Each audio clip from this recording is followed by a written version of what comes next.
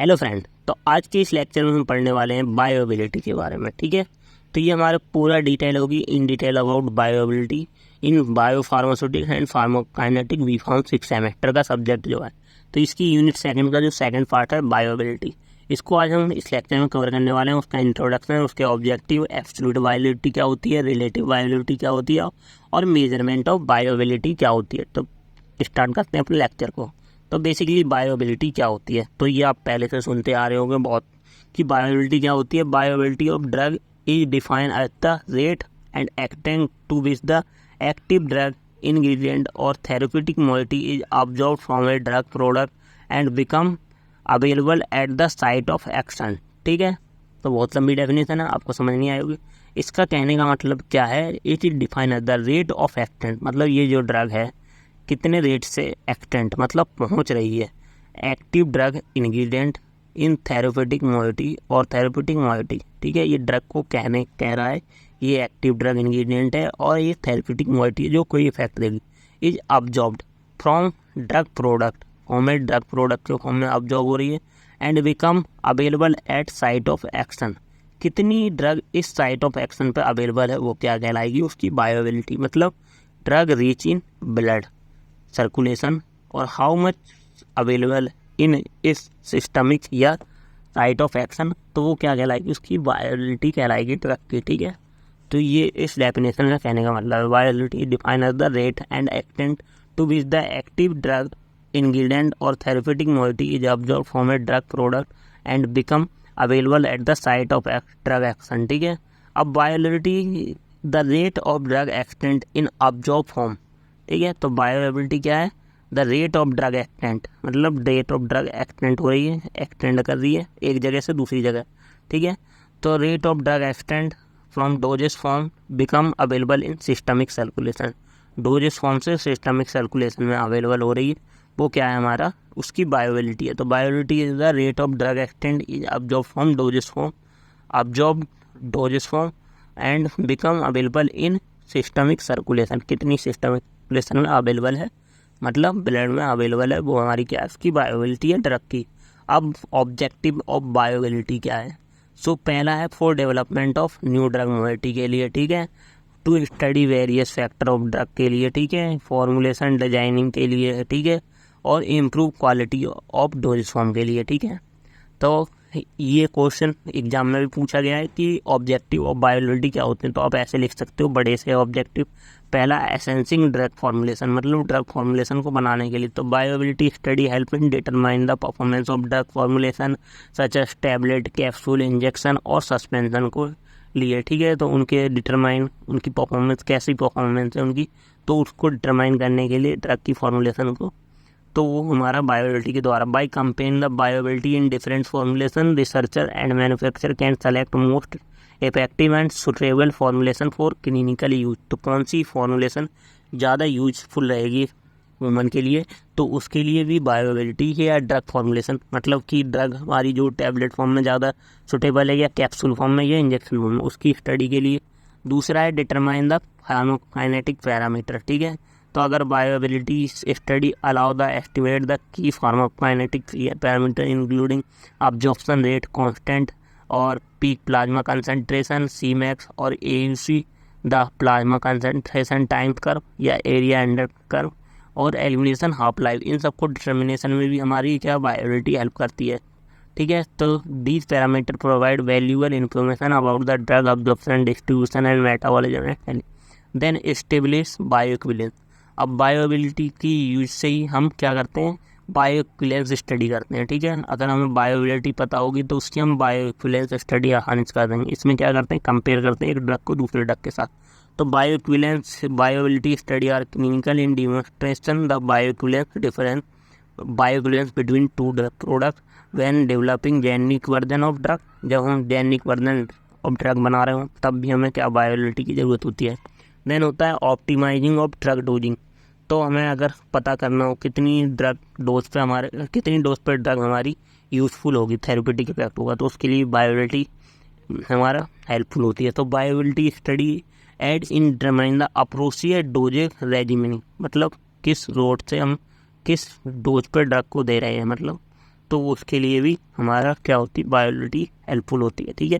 Then assessing food drug interaction, तो bioavailability study help to evaluate the impact of food on drug absorption, ठीक है।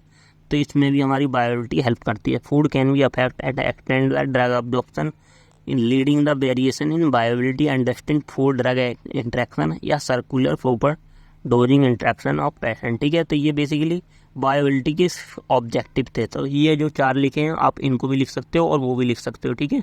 तो वो detail में थे, ये नॉर्मली हैं कि पहला development of new drug moiety को और फॉर वेरियस फैक्टर, कई सारे ड्रग के जो फैक्टर होते हैं उनको स्टडी करने के लिए और फॉर्मुलेशन डिज़ाइन के लिए और क्वालिटी ऑफ डोजेस फॉर्म के लिए। देन सिग्निफिकेंस क्या है बायोअवेलेबिलिटी के, तो वही जो अभी तक पढ़े थे अभी ऑब्जेक्टिव में कि ड्रग हैविंग थेरेप्यूटिक इंडेक्स जैसे कार्डियक ग्लाइकोसाइड और कोलिन और नैरो मार्जिन ऑफ सेफ्टी, जिसका नैरो मार्जिन ऑफ सेफ्टी हो तो उसके लिए भी हम बायोअवेलेबिलिटी का यूज़ करते हैं, ठीक है। और drug whose peak level of effect, ठीक है। तो उसकी जो पीक लेवल सी मैक्स अगर हमें पता करनी हो किसी ड्रग की तो उसके लिए भी हम बायोअवेलेबिलिटी, तो फेनिटोइन जैसे प्रीमेडियन है तो कितने तो पीक इफेक्ट होगा, ठीक है। और any new formulation has to be tested for the bioavailability profile, ठीक है। देन इसमें कुछ टर्म आती है जैसे बायो अवेलेबल डोज, तो that dose available to patient, ठीक है। देन सिस्टमिक अवेलेबिलिटी, जितनी हमारी सिस्टमिक सर्कुलेशन में अमाउंट ऑफ ड्रग अवेलेबल है, ठीक है। Then bioequivalence, bioavailable fraction क्या होता है, तो bioavailable fraction it is refer the fraction of administered dose that enter in systemic circulation. तो F equal to bioavailable dose upon हमारा administered dose, कितनी bioavailable dose है और कितनी हमने एडमिनिस्टर की थी वो हमारा क्या होगा, बायो अवेलेबल फ्रैक्शन होगा। मतलब साइट ऑफ एक्शन पे कितनी ड्रग है और कितनी डोज हमने की, तो उन दोनों का रेशियो जो होगा वो क्या होगा, हमारा बायो अवेलेबल फ्रैक्शन होगा, ठीक है। देन एब्सोल्यूट बायोअवेलेबिलिटी, तो पहली आती है हमारी टाइप्स ऑफ बायोअवेलेबिलिटी में एब्सोल्यूट बायोअवेलेबिलिटी।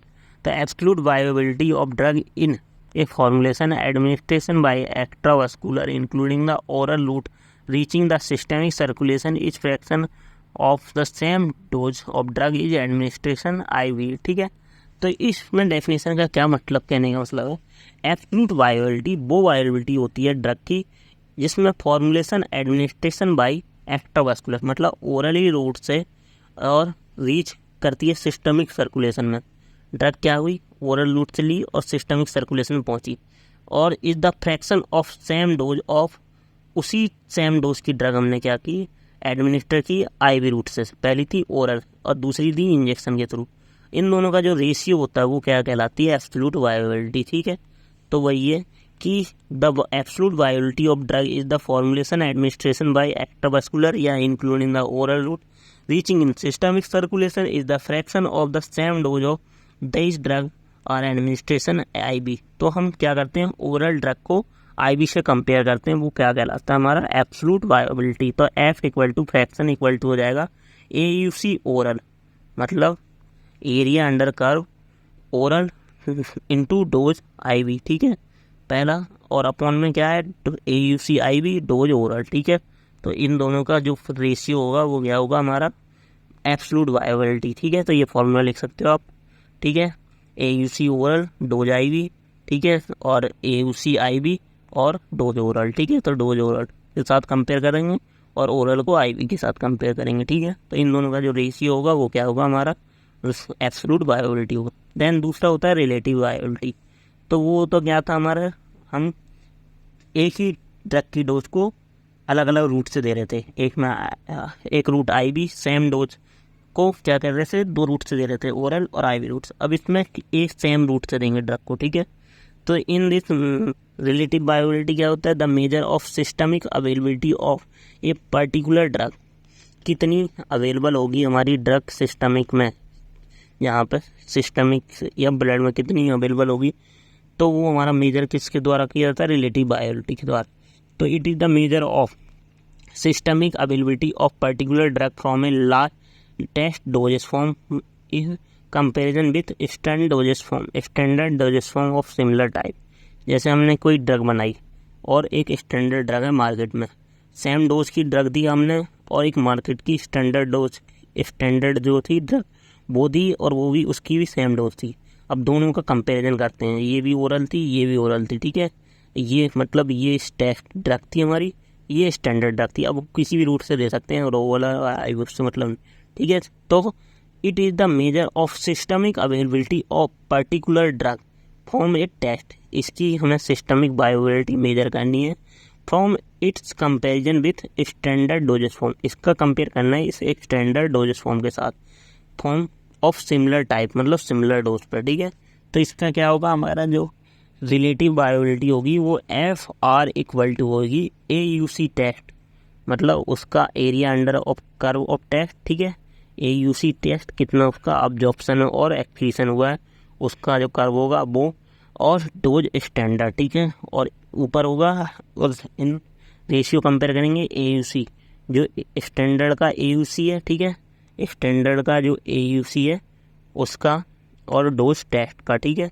तो ये हमारा जो रेशियो होगा इन दोनों का, FR equal to AUC test dose standard upon AUC standard upon और AUC standard into dose test, ठीक है। तो ये हमारा क्या होगा, रिलेटिव बायोअवेलेबिलिटी, ठीक है। अब method of measurement of bioavailability, तो basically it did done by 2 method, पहला फार्माकोकाइनेटिक मेथड, दूसरा है फार्माकोडायनामिक मेथड, और पहला है फार्माकोकाइनेटिक मेथड जिसमें हमारा प्लाज्मा लेवल टाइम स्टडी है, दूसरा यूरिनरी एक्सक्रीशन स्टडी है जिसमें फार्माकोडायनामिक मेथड है जिसमें एक्यूट फार्माकोलॉजिकल रिस्पॉन्स है और थेरेपेटिक रिस्पॉन्स है। तो पहला आता है फार्माकोकाइनेटिक मेथड, तो जिसमें हमें पहला पढ़ना है फार्माकोडायनामिक मेथड, दूसरा है फार्माकोडायनामिक मेथड। तो जो फार्माकोकाइनेटिक मेथड होता है, this method is used widely for estimating of bioavailability is known as the indirect method, ठीक है, for determine effectiveness of drug की, हमारी ड्रग कितनी इफेक्टिव होगी, कितनी बायोअवेलेबल होगी, उसके लिए जो हमारा फार्माकोकाइनेटिक मेथड यूज होता है, ठीक है। और ये इनडायरेक्ट मेथड होता है, ठीक है। दूसरा होता है फार्माकोडायनामिक मेथड, तो इसमें हम डायरेक्ट पर्सन का यूज़ करते हैं, तो it is the direct measurement of effectiveness of drug, ठीक है। इसमें ड्रग ली और डायरेक्ट उसे पर्सन के ऊपर दे देते हैं, पेशेंट के ऊपर दे देते हैं, ठीक है।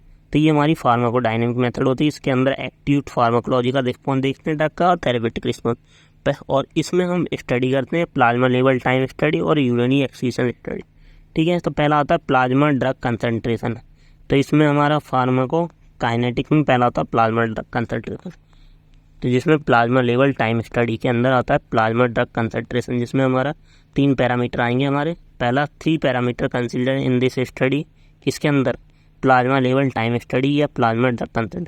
पहला है Tmax, Tmax क्या होता है, time off peak plasma blood concentration, ठीक है, मतलब पीक प्लाज्मा कंसंट्रेशन क्या होती है, Tmax, it is the maximum time taken by the drug to reach peak plasma concentration and is indication of the rate of absorption, it is irreversible proportional to the rate of absorption, ठीक है।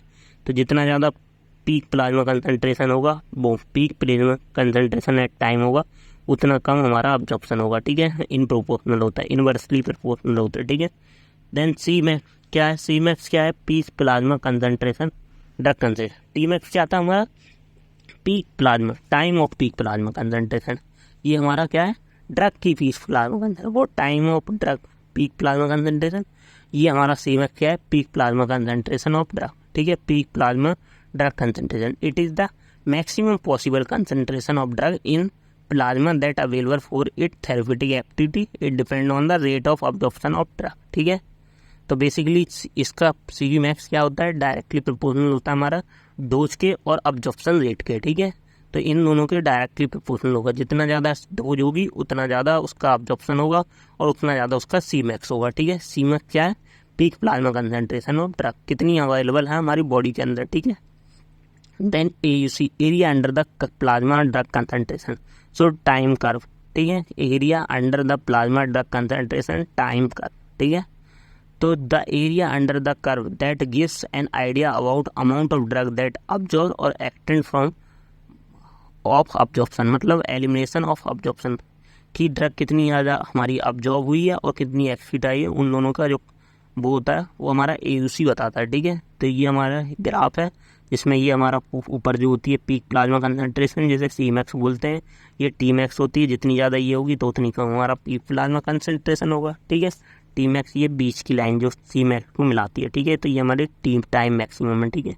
और then ये हमारा absorption page है, ये elimination page है, और ये हमारी C मिनिमम है, ठीक है। तो यहाँ पर मिनिमम कंसंट्रेशन ऑफ ड्रग होगी।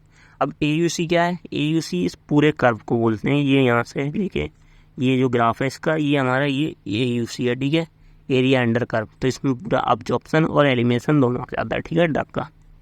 अब देन है सेकेंड है यूरिनरी एक्सक्रीशन स्टडी। तो इसमें it is based on the principle that urinary excretion of unchanged drug is directly proportional to the AUC, ठीक है। तो इसमें जो यूरिनरी एक्सक्रीशन होता है ड्रग का वो डायरेक्टली प्रोपोर्शनल होता है AUC के, ठीक है। तो जितना ज़्यादा AUC होगा उतना ज़्यादा हमारा ड्रग का एक्सक्रीशन होगा, ठीक है। तो this study is conducted at least 20% administrate dose, ठीक है, 20% जो डोज की एलिमिनेशन हो गया उसके ऊपर ही कंडक्ट किया दी जाती है, ठीक है।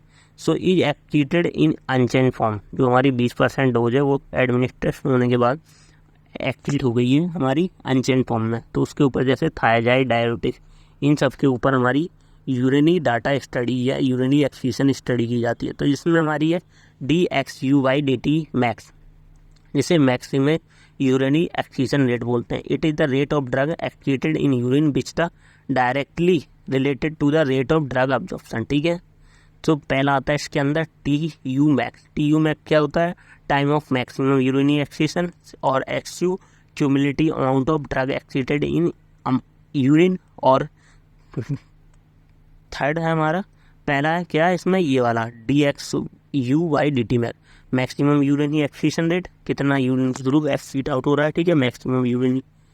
It is the rate of drug excreted in urine which the directly related to the rate of drug absorption, ठीक है, और कितना रेट से अब्जॉर्ब हो रहा है। देन TU मैक्स है time of maximum urinary excretion, और XU में यू है हमारा cumulative amount of drug excreted इन।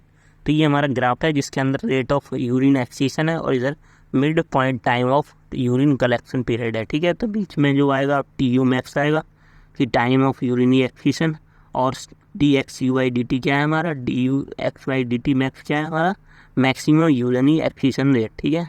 तो ये हमारा बेसिकली, और TU मैक्स ये रहा हमारा, और XU क्या है, cumulative amount of drug excreted in urine, कितना अमाउंट ऑफ ड्रग एक्सक्रीट हो रहा है यूरिन में, ठीक है।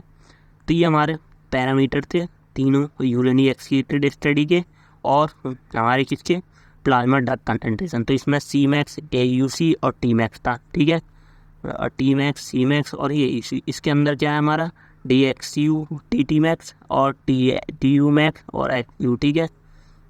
देन हमारा फार्माकोडायनेमिक मेथड, वो हमारे क्या थे, काइनेटिक मेथड। अब फार्माकोडायनेमिक मेथड में हम बायोअवेलेबिलिटी कैसे मेजर करते हैं, तो एक्यूट फार्माकोलॉजिकल रिस्पॉन्स पहला होता है। इसके अंदर क्या देखते हैं हम, ECG, पीपल डायलेशन, और डिटरमाइन कर देते हैं ड्रग का टाइम रिलेशन, ठीक है।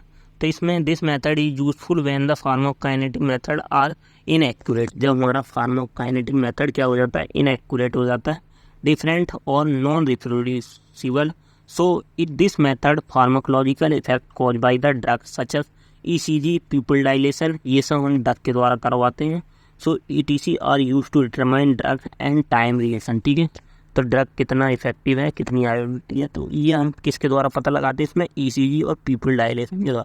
सो pharmacological response versus time and dose response graph is use to determine bioavailability of drug, ठीक है।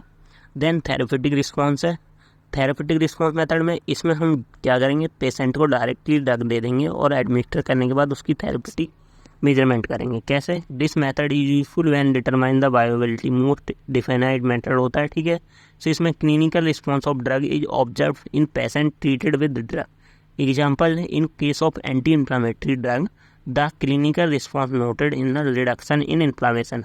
तो किसी पेशेंट को क्या किया है, उसको क्या है, इन्फ्लामेशन हो रहा है, अब उसमें एंटी इन्फ्लामेटरी ड्रग दे दी है हमने। अब हम देखेंगे कि ये इन्फ्लामेशन कम हो रहा है कि नहीं, उसको मॉनिटर करते हैं, तो वो हमारा थेरेप्यूटिक रिस्पॉन्स मेथड होता है, ठीक है। और एक्टिव फार्माकोलॉजिकल रिस्पॉन्स, इसमें ड्रग देते हैं और देखते हैं कि पीपल डायलेशन हो रहा है कि, ये हम किसमें, एनिमल के ऊपर देखते हैं, computer basis aided drug design में देखते हैं, ठीक है। तो ये हमारे मेथड होते हैं बायोलिटिक मेजर। अब फैक्टर इफेक्टिव में बायोलिटी क्या है, तो इसमें हमारे फार्माकोकाइनेटिक फैक्टर है, पेशेंट रिलेटेड फैक्टर है, और रूट ऑफ एडमिनिस्ट्रेशन है, ठीक है। तो फिजियोकेमिकल फैक्टर, फार्मास्यूटिकल फैक्टर में क्या है, फिजियोकेमिकल प्रॉपर्टी ऑफ ड्रग, जैसे drug solubility, distribution rate, particle size, polymorphism, amorphism, amorphous और मेटास्टेबल और स्टेबल, ठीक है। देन सूडो पॉलीमॉर्फिज्म में हाइड्रेट और सॉल्वेट। तो जो सबसे ज़्यादा बायोअवेलेबिलिटी इसकी होती है एनहाइड्रेट्स की, फिर हाइड्रेट्स की, जैसे थियोफाइलिन और एम्पिसिलिन। देन कुछ ऑर्गेनिक सॉल्वेंट होते हैं जिनकी सबसे ज़्यादा, और जो नॉन सॉल्वेंट होते हैं, ऑर्गेनिक सॉल्वेंट की सबसे ज़्यादा बायोबिलिटी होती है, नॉन सॉल्वेंट की कम होती है, जैसे फ्लूकोकॉर्टिनोइड है। देन साल्ट फॉर्म ड्रग, तो जो वीकली एसिड ड्रग हैं और स्ट्रॉन्गली बेसिड साल्ट है, तो उनका क्या होगा, कम हमारी बायोबिलिटी होगी, और वीकली बेसिक ड्रग की क्या होगी, और स्ट्रॉन्गली भी ज़्यादा बायोबिलिटी।